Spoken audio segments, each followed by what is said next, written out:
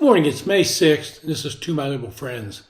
I'm old enough to remember the protests in the 1960s. They also started out on college campuses, and they also centered on an anti-war theme. For those protests, it was Vietnam War, and they were loud and proud of what they were protesting. Many of them took it out on veterans of the war and denounced anyone remotely involved in the conflict. The protests going on around the nation today are a bit different. They're protesting a war, the one in the Middle East, where Israel is attacking the terrorist group Hamas after suffering from the Hamas attack last October. That attack seems lost on these protesters, and many of them chant that "We are Hamas." Their other favorite chant seems to be "From the river to the sea, Palestine will be free." When quizzed about this chant, many of them do not know what the river they're speaking about, and some don't even know the sea they're chanting. To them, it's a catchy chant, and they join in without fully realizing what they're saying. Then you hear other chants, brick by brick, wall by wall, Israel has to fall. Then you hear some of the protesters claiming this the beginning of the new intifada. Now, what that slogan, "From the river to the sea," means is simply this. It means the total elimination of Israel and a Palestinian state from the Jordan River to the Mediterranean Sea. It's a slogan that calls for the annihilation of all Jews living in the area. Some will try and soften this by saying it only calls for a free Palestinian state, but they cannot iterate what that state would be and what would happen to Israel if that were to become the reality. This round of protesters is being organized by outside influencers, people with no student affiliation, and their job is to escalate the protests and eventually take over buildings, cause as much damage as possible.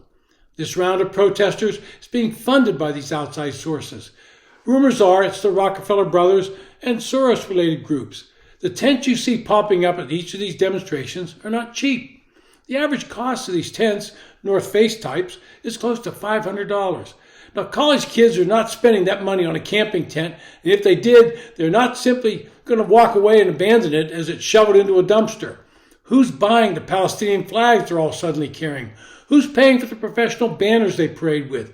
And when did there become a huge supply of keffiyehs for them to wear? Back in the day, protesters were proud of what they were protesting. Not this bunch. They cover their faces to avoid being identified. Unlike protesters of the past, who were usually eager to share with others what they thought and why these demonstrations would generally not speak to make eye contact with members of the press, so today they say, "Oh, we don't talk to you, you're the corporate media," and they hide their identity. I had to laugh at some of the requests made by the protesters. They wanted universities to deliver water and food to them. And in some cases, they were very specific. They wanted gluten-free meals and vegan meals. They wanted assurances they would not be held accountable for any actions they took or any damage they did to university property. These protesters don't seem to understand much about what Hamas has been doing for years. They ignore that hundreds of millions of dollars sent to Gaza to help the Palestinian people has been seized by Hamas to build their miles and miles of reinforced tunnels and hideaways.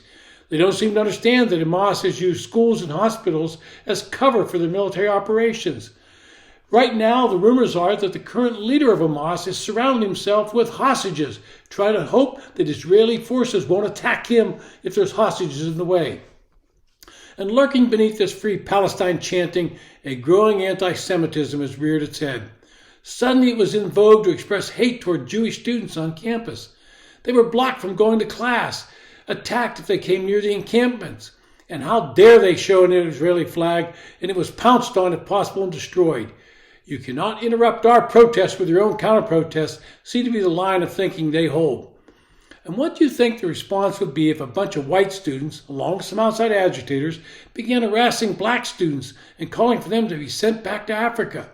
I'm guessing the response would have been much quicker and much harsher, but somehow targeting Jews did not seem to warrant the same immediate response.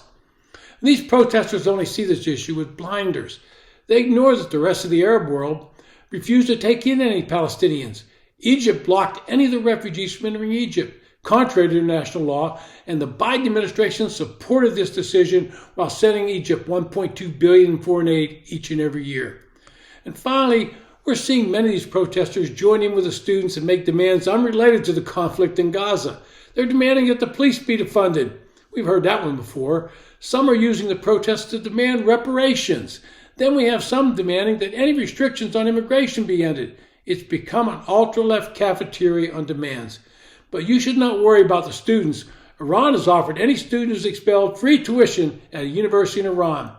Iran's sitting back and smiling as these naive college students join in with outside agitators to accomplish what Iran itself cannot get done. And they don't realize they're the dupes in all of this. They just think they're having fun. It's been To My Liberal Friends. Thanks for listening.